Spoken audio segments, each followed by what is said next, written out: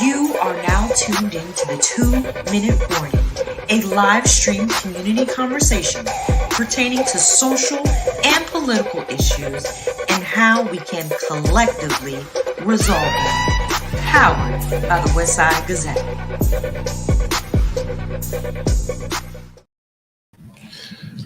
Good evening, South Florida and the rest of the United States. My name is David Wright, and we are here with the 2-Minute Warning. Yes, sir. Oh, we're looking forward to every Thursday.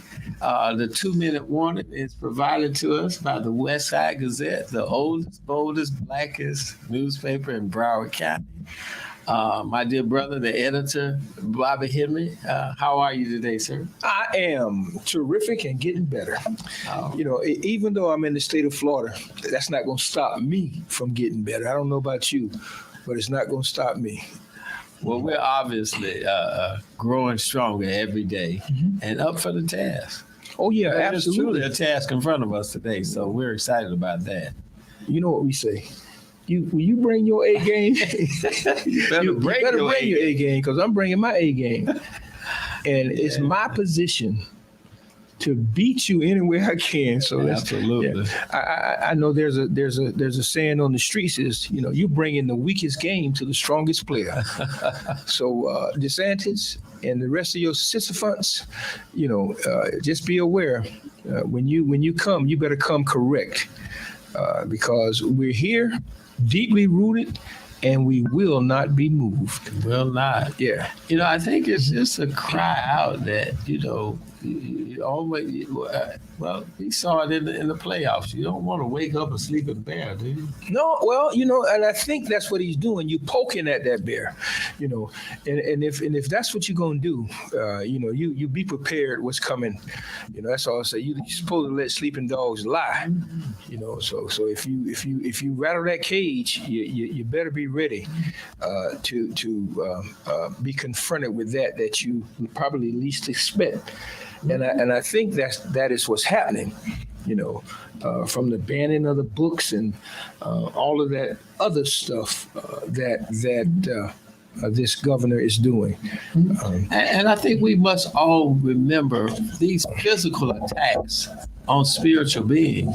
I don't think they have the same effect. I don't think they work. That's a point. What the sister said on the last show. Yeah. We're spiritual beings having a human experience. Absolutely. Yeah, so I think we all need to be aware of that. We just didn't get this far based on some physical pretense, if you will. There had to be some other forces at work, and I think it's time for us to recognize that, and we have to deal with that. In this situation, in all situations, what's happening with you know? Well, there's so much happening, man. But this show is so power packed that you know we really want to go ahead and get engaged. In my opinion, there's a lot going on this weekend. We're celebrating Memorial Day weekend. The past weekend, we did the Florida Emancipation.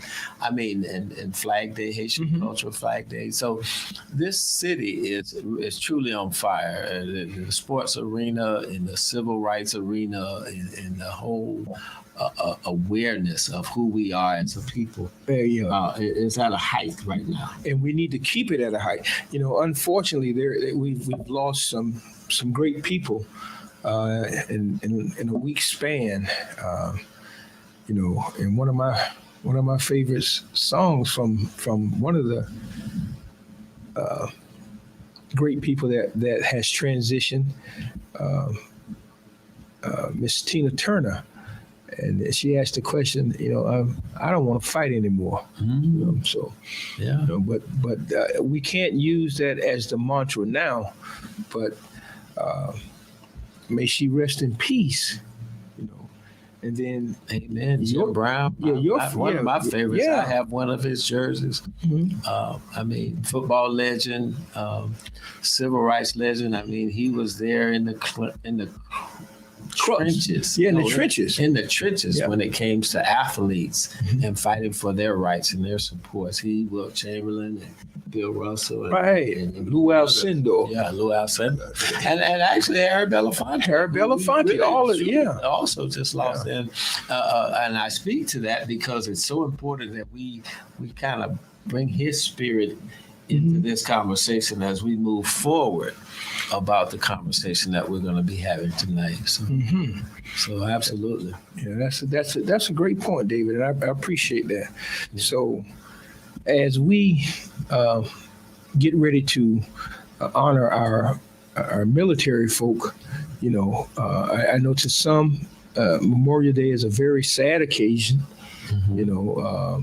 For the lives that were fought and the lives that were engaged in war and conflict, and those that actually gave up their lives so that we could have the freedom to be here, in itself is a monumental task.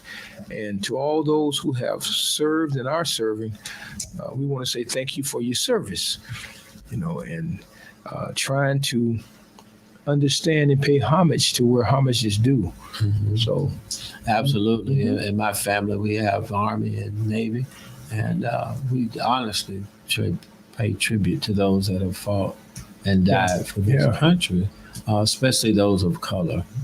And if I can just go ahead and bring on our first guest, none other than someone that's local, that's tangible right here in the Broward County community.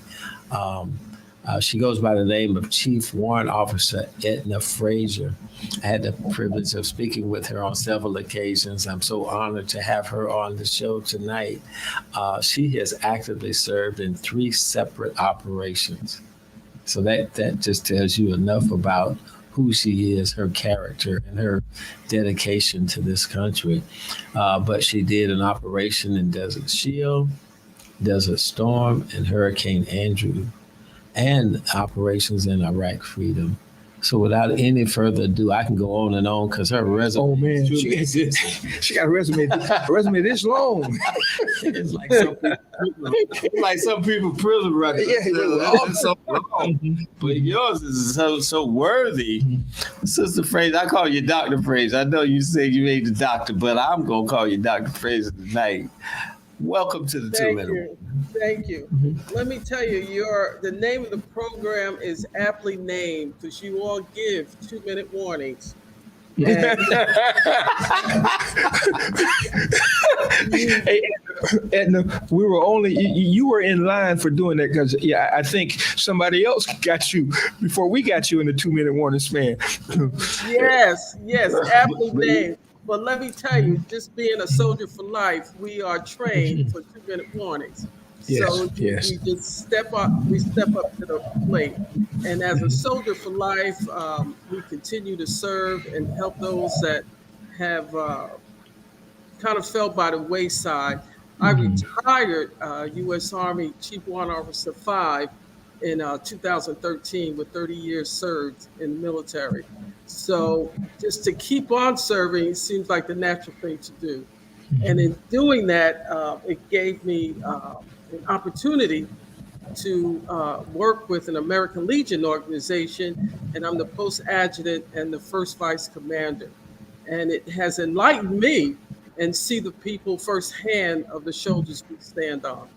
And in serving them, let me tell you, I get so much joy just from the small things when I'm able to connect them and get the disability that they deserve, or send one on an honor flight, and some that were denied based on just being Black, that they did not get their retirement pay. My best volunteer, he's a 93-year-old Korean War veteran, and he volunteers every day, and he's there standing tall. And they told him he didn't have enough time in 1993 when he retired. I just got him his retirement pay, but I had to do some digging and follow through. And it's those kinds of things that we're doing today because we're still being discriminated against, if you will. So, every day we have those kinds of issues. Can I just interject for a moment? Yes, please. Okay. Chief Warrant Officer, let me just. God is so good. My father is a 91-year-old Korean War veteran who has been trying to. So this is just. I probably should do this off the camera, but has been trying to gain everything that he is supposed to get. So the fact that you're here on the show, and you just mentioned somebody who you actually help, you might have another one coming down the pike, to help. But many more. Yeah. Many more. So if you can put your information in the chat box as soon as you can, once you throw out, because you're now frozen, your computer has stopped. So you're right in the middle, and okay, here we go. We're going to bring you back, Chief Warrant Officer. We'll bring you back. So, but this is what the 2-minute warning is all about: is to bring information that can help people get to the point where they have some semblance of a life. So, for the country that they served, and we have the American Legion Post here, right here on Sistrunk. Obviously, they're if you've ever ridden by there, you'll see where they're actually proposing now to help them fix that building up. There's a CRA project in place now that they're going to demolish the old building and do a brand new building for them. But moving forward, it's more about the veterans. It's more about the people that have served, that have given their life, that have sacrificed for this country, and not getting what they so deserve. And I hope Chief Warrant Officer can come back, because you're absolutely right. Not only during Memorial Day, but throughout the year, all of our veterans, who are a lot of them are homeless. A lot of them are displaced, if you will, and a lot of them are in need of some help. And veterans are proud. They don't like to ask for help. And that's what we find out most often. I can remember various events that have been done throughout this community to assist the veterans. And as you just said, they're proud. They've been trained for survival that we cannot, laymen cannot even imagine. No. And some of the things that they've had to go through in serving this country, they've learned how to survive. And they've done it in a way with dignity where they aren't comfortable asking for a lot of help when they know there are things that they can do themselves. But there comes a time when this country has to stand up and honor those that have fought for this country and have given their sacrifice for this country and have been told that they are qualified for these certain benefits. But then there's that red tape that you have to go through. And it's people like Chief Warrant Officer Frazier, who's back on now. Yeah, just bring her on. Come on back on. That does the legwork. That's not something that I do personally. And I have been really blessed and able to tap some people to join my post. And she is the regional director, happens to be of the VA hospital up in West Palm Beach. So I could call her. And I heard you starting to say about your 91-year-old dad, and he was having some issues. Yeah, but we can bypass that. Let's get to what you do and help us understand how do we the celebration of this Memorial Day. Give us, this Memorial Day is interesting. This Memorial Day, how did it even start? How did this Memorial Day even start? And I'm sure you all know on a day like Memorial Day, we're looking forward to the picnics and the family gatherings and doing something leisurely, right? But the founders of Memorial Day intended for the occasion to honor the African Americans, the newly freed slaves, and those who lost their lives fighting for freedom. So as it has progressed, Memorial Day has a deep connection with our roots. And the holiday originated as Decoration Day, as they called it, right? Initially being when former enslaved individuals and their descendants gathered to honor and decorate the graves of Union soldiers who fought during the Civil War. Nowadays, Memorial Day honors veterans of all wars, but its roots are Americans' deadliest conflicts was the Civil War. Approximately 620,000 soldiers died, about two-thirds from disease. On Monday, being a part of that same kind of segregation as African American soldiers, as a part of the American Legion that I'm a part of, 199, they have started the task maybe 15 years ago. There's a segregated cemetery in West Palm Beach, Evergreen Cemetery, and they go every year, and that's our ceremony to put flags on the grave. And we have a ceremony there. We go directly back to the post, and we have a program. And we're honoring, it just happened so, we had a soldier to die a week ago. His funeral was 2 Saturdays ago. We would be doing a post-everlasting ceremony on his behalf, which is, he was a Korean War veteran, and he was 90. And so it was very befitting that we changed our program, and we're making it about him.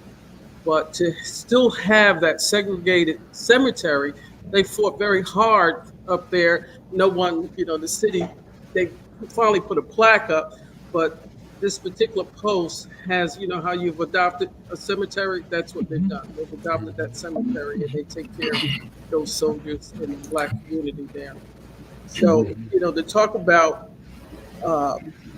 Memorial Day, and by the time 1865, when we were doing it, and by the time the white folks decided that, oh, we don't know anything about that you will start 1865. It was 1868 when they said, oh, no, this is when it started, and when they first did it at Arlington National Cemetery. Mm-hmm. So, Memorial Day is long before that. And like everything else, our history gets a little lost until we've gotten smart enough to go and find it. And how that used to go. We put it in a book, and we didn't know where it was. But now we know how to read. Mm-hmm. So, and it's right there. It's very well documented on when these things started, when Memorial Day started, Decoration Day started. So now we're celebrating. Excuse me, Miss Edna, being a chief warrant officer, a Black female, I'm pretty sure that some of the stuff that you had to go through to endure, and yet you still here. Give us a little bit of that stuff. Give us a little bit. Oh my! If it's not causing you any psychological trauma, I should get a check for it. But let me tell you, for the most part, my career and what I've found about the military in general, that we all have a different perspective on how we see it. And I can remember on some of those active duty tours and other soldiers sitting right next to me, and one seeing the situation, some 2 or 3-star general comes and said, well, how are you soldiers doing? And the young lady was crying her eyes out, oh, this is just awful. I didn't see it that way. Oh my, I was on vacation, for the most part, but it was a work day. It was a work day, and we were doing what we had to do. So, but at the end, as you rode through the ranks, rose to the ranks, that became difficult. There was a lot of pushback on, especially I was in Judge Advocate General. I ran a law office. I had 18 attorneys, and what I did was research and had the staff to do the research for the cases. Some of the major cases that you ever heard of in the Army came through this particular base, Fort Stewart, or out in Fort Leavenworth, and that's what I did. So just in doing that, it was a little traumatic. And one of the stories I'd like to tell is that the last 2 years, the rank of CW5 is the highest rank of a warrant officer. And like everything else, you only have one when you rise to president. It's not 10 of them. There's not 10 slots available. So the story goes they were supposed to transfer it down to your unit, which my unit was here in Florida. But instead, and the gentleman that was retiring was out in Missouri. And I went to the great state of Missouri, Independence, Missouri, where Truman's home stayed.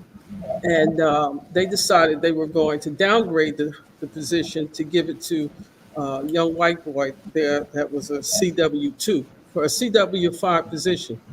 I decided, you know what? I know how this works. And I traveled for 2 years on my own dime. And I just showed up. You know, I contacted our higher headquarters. My paperwork was in order. And I showed up. Good morning. I'm here. And so this made the trajectory of how they did business out there. But let me tell you, the trauma was for 3 days, because I would get out there on Friday and leave on Sunday. Nobody talked to you. And I would go back to the airport, and it was a 2 flights, and be to work on Monday morning for Broward County. It was 2 flights out and 2 flights back, and no conversation. And I could cry when I got to the airport. It was in silence. To walk across there, it was like a big gymnasium, and they had some young Black soldiers. And there was not one Black officer. And they saw me, and they thought that, like, well, where did she come from? I thought my zippers was down or my pants had fell.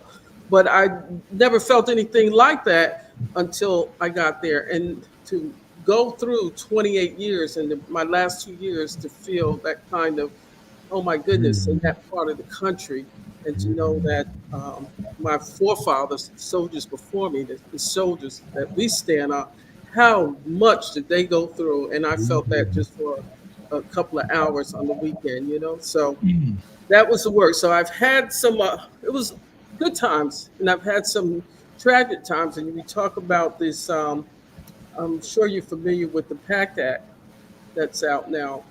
They put about $30 billion to help these soldiers that were affected by these burn pits and those kinds of things, Camp Lejeune, those kinds of things. Well, I understand the Republicans are saying, oh, okay, we want to cut. That's where they want to take the cut, to the point I got a call right after you from Lois Frankel's office. Can you get some soldiers together to meet me at the hospital? And she's doing a press conference in the morning because they want to cut the PACT Act from 30 million to 5 billion. 35. Now, and we're the most affected by it. And I can tell you personally, during Desert Storm, I was a commander of a unit down in Miami. You know, sometimes we're covered like that. And they deactivated the unit. I was a commander there for 90 days. In July of 90, they deactivated. Says, up, we're going to just hang the flag for this one. I go back to the unit up in West Palm. We were activated. We were the first unit activated, and we took over Fort Stewart.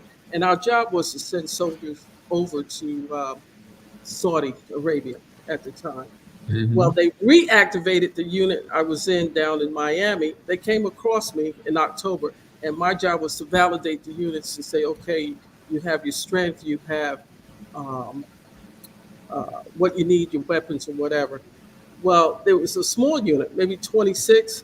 12 of them have died, and I've been in touch from one thing or another, all kinds of cancers. That's unusual, you know. So they came back, and I've heard these stories about them. They said, yeah, they were burning tires, garbage, the oil was burning, and so they're still affected by it, and they're still going through trying to get disability claims or just being taken care of. It's, oh, it didn't come from here. Young lady, how I got to you, David, how I got to you. She's had, you know, some issues, I mean, real issues. Physical things happen, things taken off. And so those are the kinds of things that I'm still working with and fighting for our soldiers. And, you know, one day at a time, like I said, I'm happy when I can send someone on the honor flight or get the disability or pay for just one of them. I've done my job. Absolutely. Well, kudos to you, Chief Warrant Officer Frazier. We salute you. We thank you so much for your services and you coming on a 2-minute warning just to share that experience. We're now going to segue and bringing our other host on, Mr. Perry. Don't go nowhere. But don't go nowhere. I'm not going anywhere. If you can, don't. Yeah, please. we want you to be a part of this.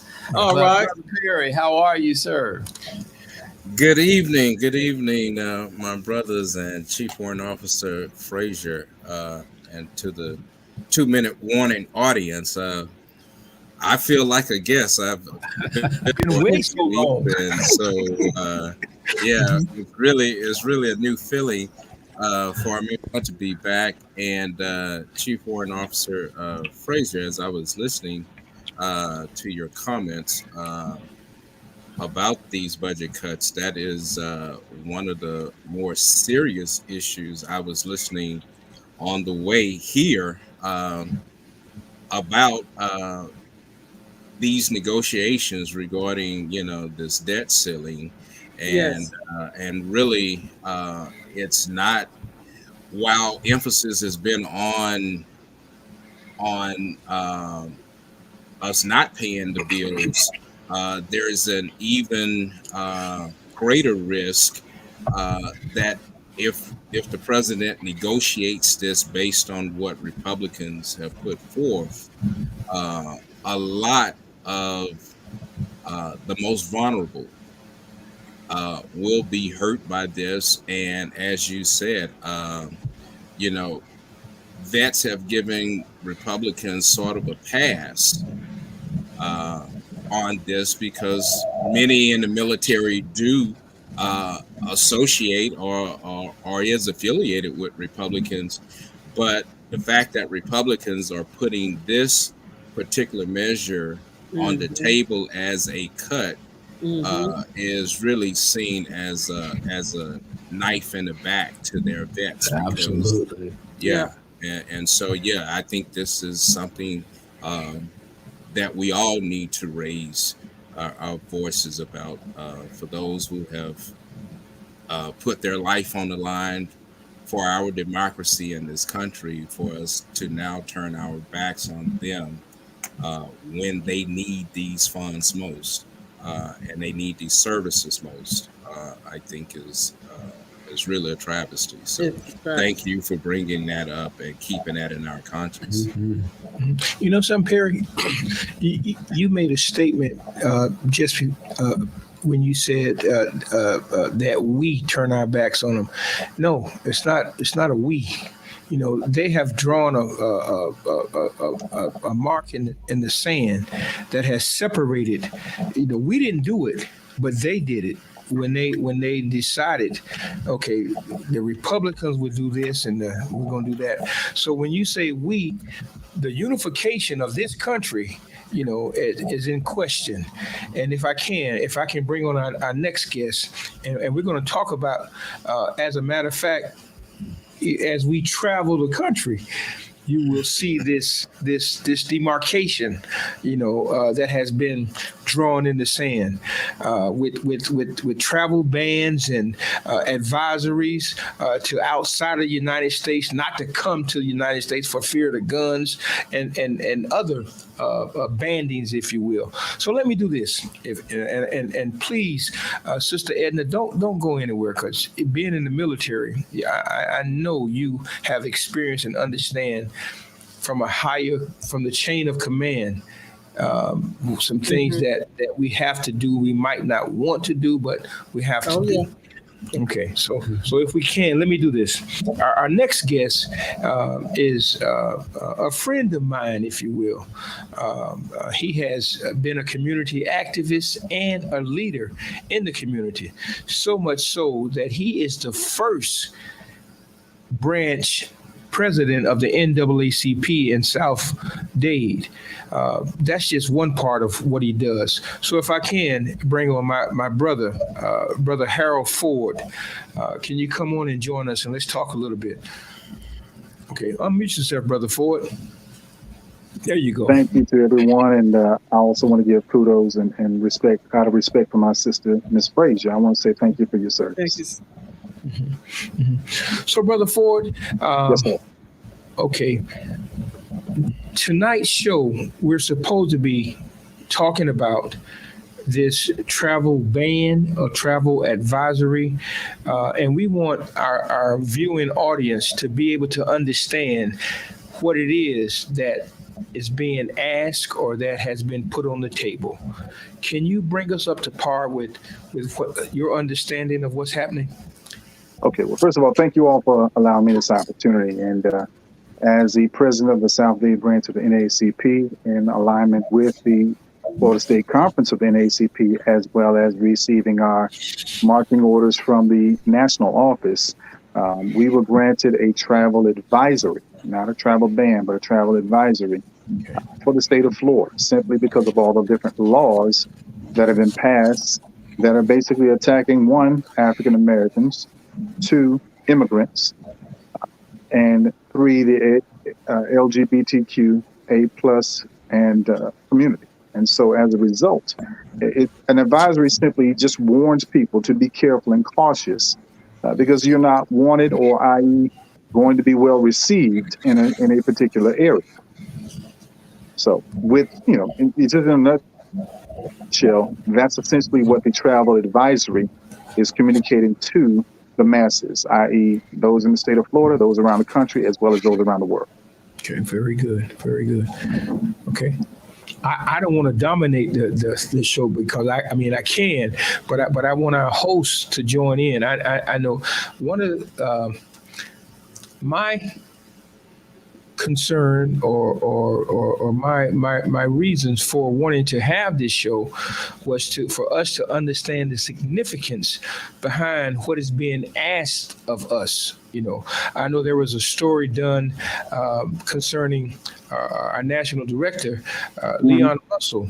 Somebody from the far right, I guess it would be, said, well, look here, Mr. Russell, you live in Tampa. How are you asking people not to travel here? We'll help you move out of Florida if that's the case. So I want folks to understand the seriousness of what is transpiring here. Well, considering that I am a lifetime resident of Florida, born and raised here, and I think I know Florida pretty well. I learned a lot from my father prior to his passing. Rest in peace, Pops. But he taught me a lot. He grew up in North Florida, so he was in the weeds and the woods when a lot of the racism was going on in Florida, as he was born in 1920. So what I learned from him, even in traveling, because he loved to drive across the country, he loved to drive across the state, is that he would teach me about sundown towns, and he would teach me about the potential hazards that existed in Florida. And what many people don't know, because Alabama and Mississippi gathered and garnered all of the attention during the civil rights movement, Florida was really the capital of lynching. So if we go back and just touch on our history, there's not a lot that has been changed in Florida in those backwoods. And some of those same towns are still sundown towns in 2023. So when we're looking at trying to advise people and asking people to be careful and cautious, and yes, I did read the article that was published about our chairman, Mr. Leon Russell. I found it interesting because if he did not live in Florida, the narrative would be different. They were saying, well, he's not from here. He knows nothing about Florida. What is he talking about? So this whole notion of trying to stipulate that he lives in Florida, and if he's unhappy, we'll help you move, is really just their way of trying to counter the narrative rather than accepting the fact that racism is live and well in Florida. We have ignored, and the media has ignored, the rise in hate groups in Florida. And then in addition to the rise in hate groups, you also have the permitless carry. So our lives can essentially be in danger, not knowing exactly where we are and where we should go. And if I can remind the audience, we just recently had a situation in Dade where a DoorDash driver was going to deliver food, went to the wrong home, and was shot at. So when we talk about an advisory, this is why we say we need to warn people about Florida and do your research, do your homework, or definitely connect with the people in the community who you can trust so that they can direct you as far as where you should go and how you should safely move if you choose to come to Florida. That's go ahead, Dave. I'm sorry. Well, Brother Ford, I appreciate you coming on and sharing that, and also being a native Floridian and heard several of those stories. In reference to the NAACP of making this announcement, is this a 3-part or a part play phase of what's to come next? In other words, is there a protocol that says we give an advisory first, and then there's maybe a part 2 or 3 if certain things don't change? Well, essentially what we're doing is we're trying to garner the attention or gather the attention collectively of not just the governor, but the Florida legislature. Because again, they're the ones passing the bills, he's signing the bills that are coming into play. And so our goal is really to try to get people to see how we got here. You know, there's a book that Dr. Martin Luther King wrote back in 1967, prior to his assassination, entitled, "Where Do We Go From Here? Community of Chaos." And so right now, when we look at what's being placed upon us, we're not moving into a direction of community. We're moving into a direction of chaos because there is a lot of confusion. And the next steps that the NAACP will be taking will actually be guided through the Florida State Conference. Dr. Adora Nwizi is the president. And, you know, I know part of our conversations is, one, beginning to assemble or create a Black business database so that even those entities, i.e. like Omega Psi Phi, like Kappa Alpha Psi, who are having their conferences here between this year and next year, you know, it's hard to get out of those agreements without a whole lot of penalties. So we're encouraging, hey, listen, even if you have to come, let's not hurt the Black community in the process. Try to patronize as many Black vendors as you can while you're here in the state of Florida, so at least they can benefit from your being here, and so that we can try to send an economic message to our Florida legislature, to our governor, that, hey, listen, the Black community deserves to be respected. He's already communicated that our history has no value. So we need to make him understand and help him understand that it's important. But yes, there are going to be additional steps, one of which I just kind of outlined for you. We're going to be we're in the process of creating a database for Black businesses so that if people are coming to the state of Florida, going to various cities, they will patronize those who respect them and who would love them. Let me ask you a question, Brother Ford. Yes, okay, and you just, and it talks about inclusion and okay, has there been any outreach efforts to the Native Americans here in the state of Florida to get them involved with this movement? What I can say is I can't specifically say which groups have been communicated with at this point. But I do know that there have been conversations of making sure that we involve all people of color, because again, you have immigrant groups that are starting to leave the state of Florida because they feel targeted, and they have been targeted by the bill that was signed and soon to be enacted July 1st. So yes, we are in the process of communicating with other groups. I cannot specifically, I've not been in those conversations, but I can't say specifically which groups have been contacted up to this point. Yeah, I didn't mean to put you on the spot with that.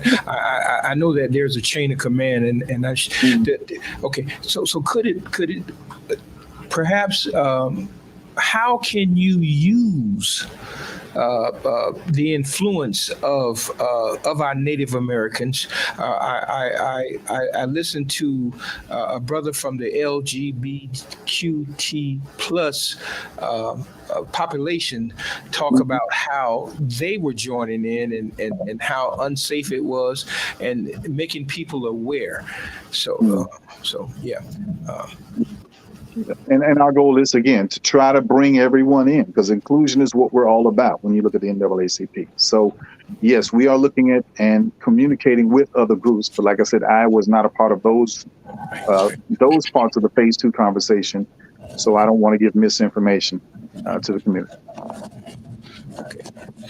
So, Brother Ford, as we know, in most movements of this magnitude, the Black church has always kind of been involved in some form of fashion.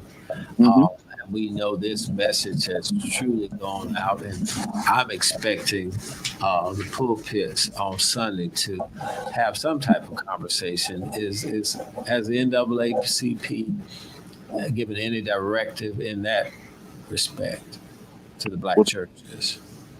Well, the first thing we're doing with the Black churches is trying to make them aware of what's going on and give them the, I guess you could say, not so much talking points, but help them understand the pillars of this whole move that we're getting ready to do through the NAACP. Because again, at the end of the day, we want them to understand. So if we give them a few of the points that surround this particular travel advisory, it will definitely help them properly communicate it to the community. Yeah, okay, I'm sorry, but let's jump over to the soldier, to Sister Frazier. As a military personnel, is there anything that you can offer the NAACP in forms of logistics or pre-ops or anything that perhaps could be used from your expertise and that which you have experienced? No, not really. Because my question was that what can we do as individuals living in Florida? Who's any other organizations involved? I was excited to hear about NAACP. So who's leading the charge? I'm ready. We all different types of protesters. Where do I send the money? Where do I sign up? I'm ready to march. Where's the rally? That kind of thing. So I'm the one that writes the check because my knee bothers me today. But, my concern is, you ran on it for 30 years, so it's a little tough to get that walk in. But certainly, from the organization that I'm involved in, from a political standpoint, it's not so much we can do. But as an individual, I want to show up. I want to give them some opportunities. So, what can we do? Travel advisor, what can we do? We're here already. But I was waiting for you. So I was excited to hear what else is coming with that. Well, we also have a rolling bus tour, which is a votercade, and that's going to be coming through South Florida in June, later next month. It's going to hit Miami on June 22nd. It's going to hit Fort Lauderdale, I think, on June 23rd.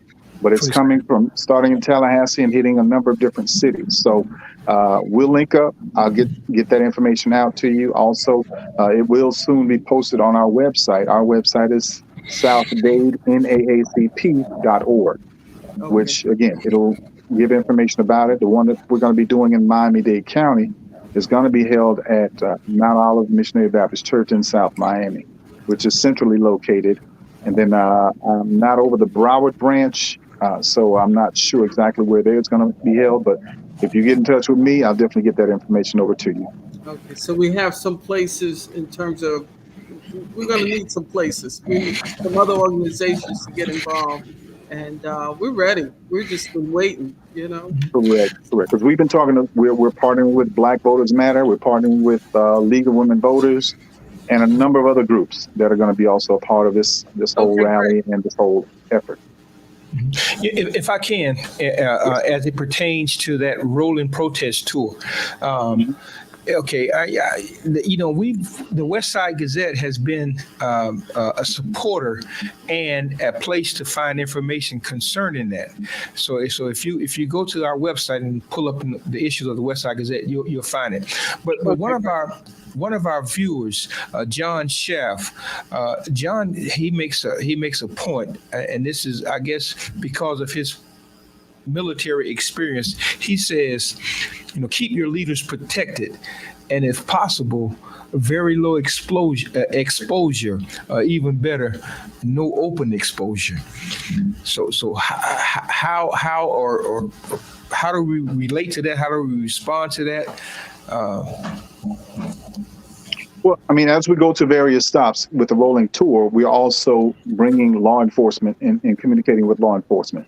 So there will be heavy police presence, at each of the different stops to potentially avoid or avert possible situations in which someone may want to come out and try to do harm to anyone that may be a part of the protest. Mm-hmm. Mm-hmm. If I could, I want to back up for a minute.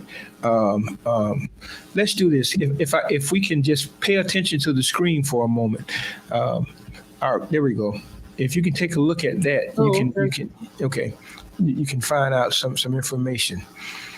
Okay, and we're asking all of our community agencies, our grassroots community organizations, to please take part in this. Now, here in Fort Lauderdale, and I don't want to dominate the show with this particular event, but it's necessary. On June 22nd, here in Fort Lauderdale, the place that is supposed to be is at the African American Research Library and Culture Center. That is the place where the activities would take place. We've made some contact. We've spoken to different people, and there are a lot of people on board. Now what we need to do is to have a schedule a meeting where the local people can talk to the steering committees, if you will, and give us our marching orders. So, Brother Ford, we are ready. Yes. Sister Frazier, yes. So we're on it. We've spoken to the City of Fort Lauderdale Police Department, who has said that he would supply an escort to bring us from 95 to the library. Our commissioners, Commissioner Beasley Pittman, she is on board. The Sigmas have given their full support. So we are building a momentum. All right. So we're trying to do everything we can collectively as a community. Not any separate entity, but as a community, to facilitate and bring to the folk, Brother Ford, those objectives that are outlined in that rolling protest tour: the voters registration, education, reentry, voting rights restored back to those who have lost their rights. The whole thing, whatever community agencies that has something for the community to take and to use to make us a better people. That's what is happening with this, if I'm not mistaken, Brother Ford, with this rolling out protest. Right. Any political action, any movement that's going on right now that needs to be engaged and involved with this, that has any type of following, right, or impact in our various communities. And I hope we can put that flyer up one more time, just so that we can see that, because again, we're streaming live, which means people can see this all over the world, not just all throughout the state of Florida, but we definitely want people within the areas of Florida, in the Jacksonville and Orlando area, Tallahassee and Gainesville, Tampa. We know these areas, Daytona Beach. We have historical Black colleges there. We want to get people engaged and involved and understanding the importance of this, especially as what we're seeing now, and especially when we see the engagement of the NAACP starting out with the travel advisory, and we're waiting for step 2 and 3 so that we can continue to mobilize. And if I can say that this is not a forum for political candidates to come out and campaign. It is not about that. No. I'm sorry. Go ahead, Brother Ford. No. You're very correct. It's not a time to give your campaign spiel. It's a time where we need to lend our voices to basically expressing to the community why we need to be deeply rooted and won't be deeply rooted and won't be moved by what's going on in our state, and that we're really here to take back our state from the authoritarian dictatorships that are currently doing those things that we know are unconstitutional and lack a certain level of respect for Black folks as well as others. Now, our brother Perry Busby out there in Texas, you've been kind of quiet. Now, I'm gonna bring you into this because we had a conversation earlier, and Brother Perry said, "Look here, man, I done made reservations for my family to go to Disney World." No, don't say that. Don't use me. No, don't use me. Don't use me like that. No. No. The scenario. We're gonna put a stop to the lion first. Now we gonna move forward. We gotta put a stop to the lion. Did you not bring up that scenario? Did you not say? I did. Okay, I did. So that's what I'm saying. Well, we're not gonna say Perry's bringing his family. No, but Perry just left Florida. Let me be clear. Perry just left Florida. Okay. The scenario that you presented was one that I thought, this is something we need to talk about. Yeah. So I as I said, and again, thank you, Mr. Ford, for bringing clarity to this, because I know we're primarily speaking, and we don't want to give the perception that this is a Florida only issue. This is a national issue. This is a global issue in many respects. And so speaking from someone who is outside of Florida, for someone to say, well, we have a travel advisory, when I heard that, I said, well, what does that mean for the guy who's been working hard, and he and his wife have been promising the kids, hey, we're taking you to Disney World, or we're taking you to Universal Studios. How can they now begin to frame this such that it helps their children begin to help understand? Because, and I say that with the understanding that when this first was mentioned, the governor sort of laughed it off, and we won't even touch that one. But equally, if you put your ear to the streets, you will hear our people say, man, what good is that? And so how can we help drive to that level? I mean, we can understand the nuances of this, but some people really just want to know they Joe Friday. Just the facts. Right. So how do we get to just the facts on this? Well, I mean, first thing I would say is Disney is not the enemy. No. Just remember, Disney is not the enemy. Right. Disney is also being attacked just like we are. And so, if anybody's planning to take their family to Disney, again, my thing is, while you're in Orlando, try to patronize as many Black businesses that are in Orlando that you possibly can. If you got rather than order hotel food, have DoorDash bring you something from a soul food joint, or some other establishment. So when we understand what is this governor's long-term plans, he's made it clear. He just announced his candidacy this week. And what did he say? Oh, he got through? Just said, Did What he just said. Did it come through? I couldn't hear it. What he did. You're running. What? But in his speech, he's trying to frame his platform as what? Making America like Florida. So he's already telling you, if he becomes president of these United States, he's going to elevate, he's going to amplify his attacks on Blacks, on immigrants, and all other peoples in this country. Right. Which means he could actually close that big, beautiful Black African-American museum we got in DC that's holding all of our nuggets as far as history is concerned. So Disney is not the enemy. I would tell people, I'm not saying you can't come to Florida. And I don't think the NAACP is saying you can't come to Florida. It's just saying, let's be wise and when you come, while coming to Florida, and how you move and how you navigate. Right. Being in the theme that this is the 2-minute warning. And we talk and we say that in the 2 minutes, in the last 2 minutes, your offense changes, your defense changes. Is this offense? Is this defense? And secondly, if we on offense, are we third and long on our own 20, or are we 2 and short on their 10-yard line? How, because again, I think our people want to see progress. They're okay with the idea, but how will they get to see progress, especially for those who aren't quite as politically savvy or savvy in their history?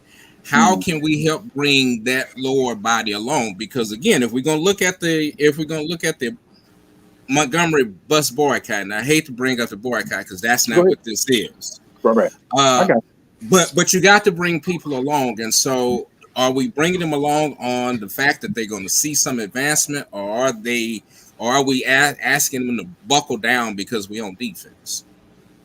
Well, there's a lot of things that are about to happen in Florida that we're not prepared for. But as far as in answering your first question, are we on offense? Or are we on defense?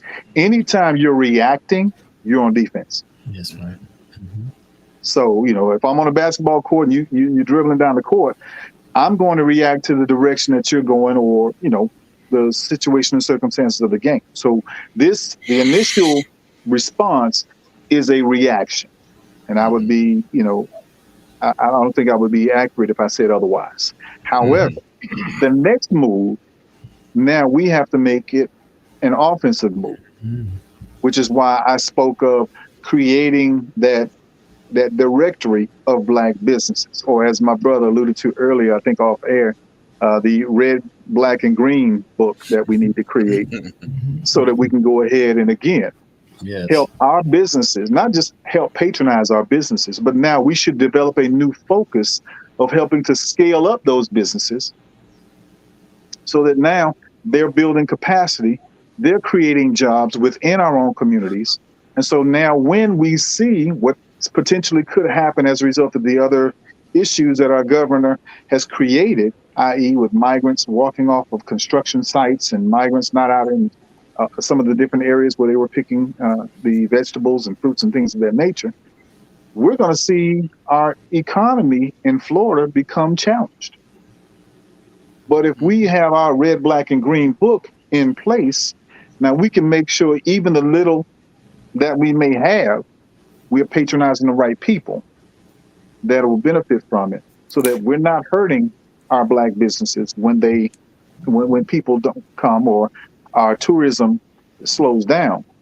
What we're doing is still trying to keep them in the fold so that they can be financially stable and ride this course until either this governor is out of office, or we can do something legally, which is there's certain things that are being contemplated as well legally, so that we can address these issues as well. And just so that I'm actually in talks with ACLU to represent me in filing a lawsuit against our governor for a violation of the Federal Freedom of Information Act. When you're trying to hide what you're doing and you're an elected official, again, this is what's going on offense, and this is what my brother Bobby and I talked about earlier.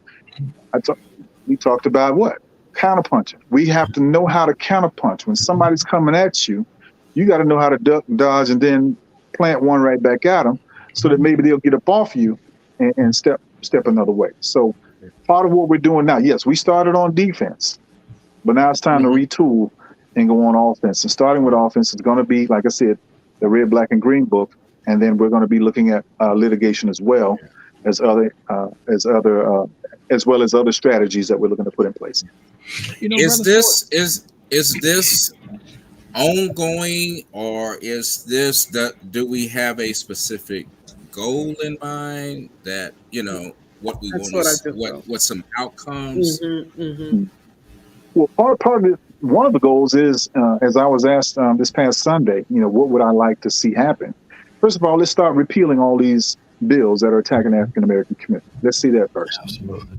And then once we see progress in that area, there are other asks that we need to make. Then we demand, we create that list and put those on the table as well. But starting there, I want to look at all of these bills that have been, whether you're attacking teachers and the education and schools and all these other things that are going on. We need to have all of those asks packaged. However, like I said, I'm not on the executive board for the Florida State Conference. So I do send my ideas, to the president directly so that she'll know.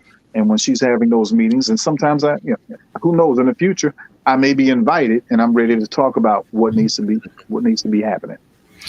Brother Ford, you brought up a good point when you said you were bringing filing a suit against the governor. You know, Yes, and that the fact that offensive move, I do hope that there are others who have the same sentiments. You know, I mean, for every law or thing that he has passed that has not been in line or has been an illegal move, there needs to be an action attached to that. For every action, there's the opposite and equal reaction. So we need to have more lawsuits filed. I don't want to ask that, is the NAACP ready to accomplish those tasks, or this is where Sister Frazier, you come in with the money part of this, because this is going to take money. So okay. And we're I got you. Yeah.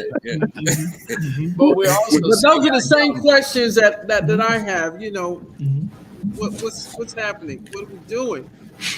well, to give you just recent history, just this week, we went in with 2 other organizations to file a lawsuit against the city of Miami. Because of the redistricting maps that they did, where they split up a black block of voters in the Coconut Grove community. And so we went in, we won. We just got the ruling this week that we won that case. And so now they got to redo those maps. You know, we've already, our group is coming together next week to discuss the maps that we want to submit to the judge to the city, because we're going to have to go to mediation. And as a result of that mediation process, we're going to be submitting what we need to submit, so that, again, we can bring that contiguous block of voters back together, so that they're not diluted in their efforts to see the change that they need in their respective communities. Now that's powerful. And, you know, as we begin to wrap up this hour, we really want to kind of target our young folks. You know, so much of what our governor has done is attacked our college campuses and our high schools. So there have been some movements that we've seen from our college students. And I pray that they're going to continue. As we look back at the civil rights movement, we knew there were young people engaged on the front lines of that movement as well. And we definitely are going to continue to encourage them to be involved and engaged, which many of them are now, especially on our historically black colleges. So some of this DEI is personally going to be attacking some of the Divine Nine and other organizations. So we definitely want them to give, at some point, we'll be asking for their feedback right here on the 2-minute warning. Okay. And as we begin to wrap up, I want to do this. If we can put that comment from Deborah Mizell, and this is in line with what you were saying, Sister Frazier, the comment about let's see, that one, her prior employee. And before we do that, can you guys put your contact information in the chat box so people can get it? Okay. And Deborah Mizell is saying, she said, my prior employee has a program that honors veterans in their end-of-life services. Part of the services is confirming that the vet and their spouse.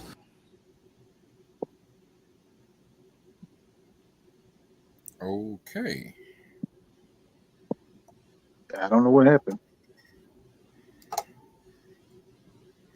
I told Bobby, can't put old man and new technology together.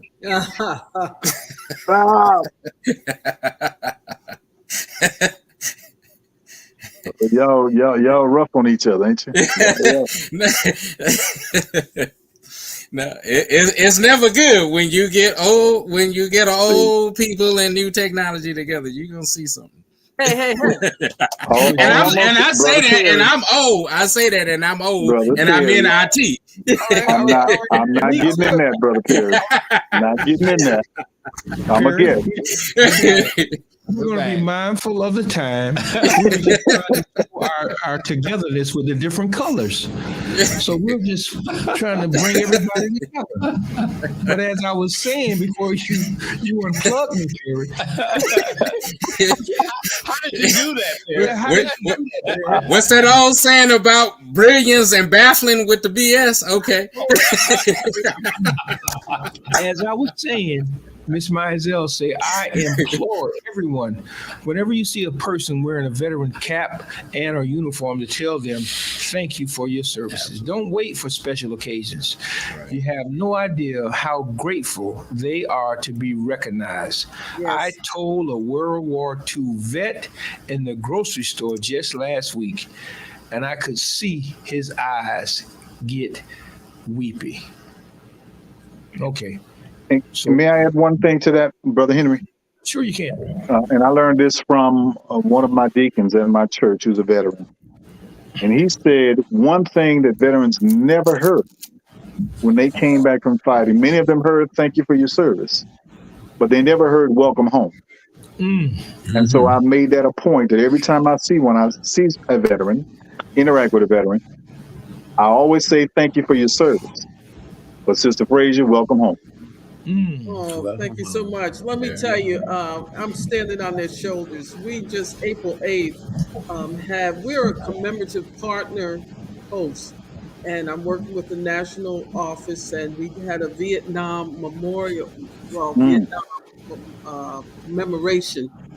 And they came from everywhere, even from down Broward, and they were all invited. And we gave them a pin, we gave them a nice lunch, and we had the welcome home. And let me tell you, they were crying in the aisles. They were crying in the aisles. So I'm going to do it again, but the actual date is March 29th. We did ours April 8th, but it was so well received, and many proclamations from our Congresswoman, Sheila McCormick, and she was there. She stopped through, and we're going to do it again because it seems to be much needed.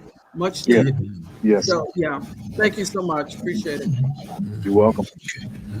Okay, as we begin to wrap it up, Perry, any closing thoughts from you? Well, thanks. Mr. Ford, and not just thank you for your service, Warrant Officer Frazier, but welcome home. And Mr. Ford, I'm so glad you brought that up. You brought up a couple of points earlier about Florida being on the rise as one of the growing melting pots for white supremacies and really this white nationalist movement. And it's surprising, you know, when you said welcome home, because one of the rallying cries, and I hope to have an author, Dr. Kathleen Ballou, hopefully we're going to get her to come on the show, but she has done extensive research on this white power movement. And one of the rallying cries that came out of the Vietnam War, and it is a theme that they rally around, was that they said, let's bring the war home. And it's amazing that we have this juxtaposition of saying welcome home, and we have a part of our military who has now been indoctrinated, and they're saying bring the war home. And so I hope to have that conversation, and hope to have Ms. Frazier here as well for that discussion, because as you say, if we're going to be on offense, we have to know our opponent really well, and their offensive and their defensive moves. And I think understanding this white power movement and how it has influenced our, not just the governor, but our governing body. Yes. From local school districts on up, that we began to really understand these movements and really begin to strategize our own movements and our own offensive measures in this as well. So again, thank you for this enlightening conversation, and hope to have both of you back soon. So thank you. Okay. Sister Frazier? Yes, sir. Closing comments, please. No closing comment. Thank you so much for inviting me, and I look forward to working with you all in the future and inviting you out to some of our programs and letting you know what we're doing, because on a local level, as you say, grassroots, let me tell you, you know, we're still seeing some of the same people in line 15, 20 years later. We feed the hungry on Monday and Tuesday. And out of the mouths of Babe, and I said it to say, you know, nothing's better, you know, and he's a homeless veteran, you know. He says, yeah, you know, you're right. He's been on the line 15 years getting a meal. So, so much to be done with that and housing and everything else. So those are the things that you tap into, and as much as things change, they stay the same. But we're making strides. Okay. Brother Ford? Man, again, thank you all for just your indulgence. I really appreciate the opportunity to come on, to share, to interact. Again, thank you, Sister Frazier. Welcome home. Thank you so much. And also, I also want to send out and encourage the listening audience to pray for our veterans. Yes. Simply, you know, not only that, you know, if we look at the statistics, there are a high percentage of our homeless population are veterans. A number of those that are suffering with mental illness are veterans. So we definitely need to keep them up in our prayers. And as we pivot over to dealing with the issues that we're dealing with here in Florida, we just ask you to be circumspect. Look around, pay attention to your surroundings. Don't take anything for granted. Right now, I know my brother's in Texas, and Texas has become the epicenter of mass shootings. So I definitely need you, you know, paying attention to your surroundings, know where you're going, but also know that while people are sleeping and slumbering, I tell people the NAACP is strategizing. And while you're resting and relaxing, we're busy reacting. So all we need you to do is get engaged in the fight. We're here. I don't run from anybody. I don't run from any fight. And so if you need somebody 10 toes down, holler. You got me. I'm ready. Wow. Okay. I'm ready. Yes, you sir. know. I have an alibi. The next time, Mr. Henry and Mr. Wright, give me a 4-minute warning. Okay. Will Wright. But I would love, I welcome the opportunity to come back, gentlemen. And I thank you all for this opportunity. God bless. Will do. Well, I thank our guests. You guys have been great. And in that great book of Proverbs, Proverbs 24, where it teaches us to stand up for truth, stand up for what's right. And that's what we must continue to do. Okay. My brother? All right. Our technical director, could you put that flyer back up from the Rolling Protest Tour? And as she does, Okay.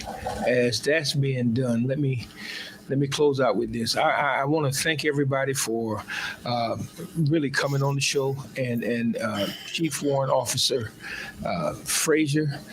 Even though it was 2 minutes, you came through like a true soldier, and for that we say thank you. And Brother Ford, as a part of the baddest, boldest organization that has been on the face of this continent, I want to say thank you. Yes, sir. That's a whole nother ball game. Put it back up, brother. Let's go with this.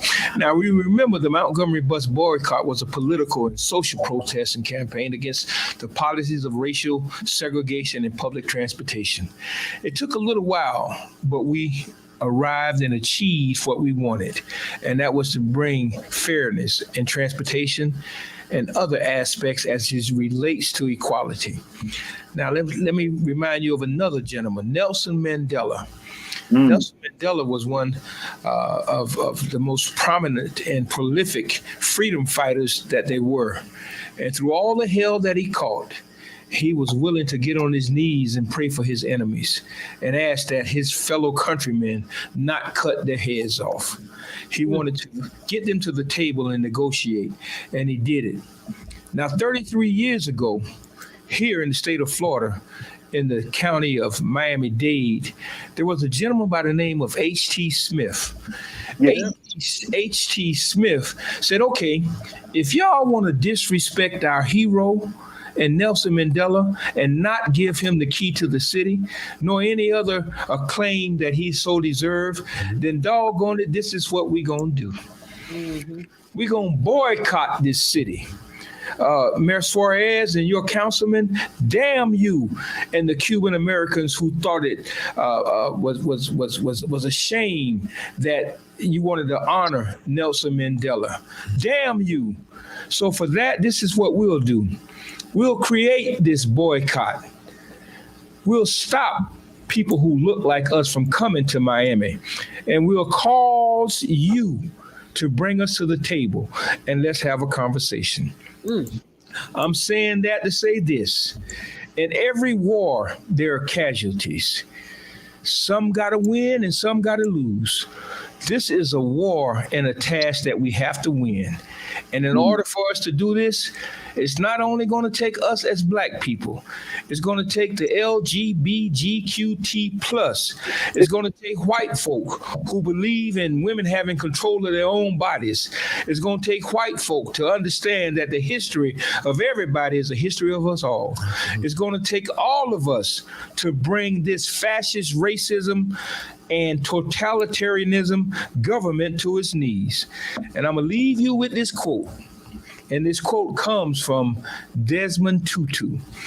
And Desmond said, in South Africa, we could not have achieved our freedom and just peace without the help of people around the world who, through the use of nonviolent means, such as boycotts and divestment, encourage their governments and other corporate actors to reverse decades-long support of the apartheid regime.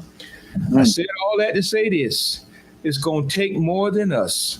It's going to take those who believe in freedom, equality, and justice for all to come to the table and bring down this dictatorship of this fascist government that is trying to take over not only the state of Florida, but the United States in a whole.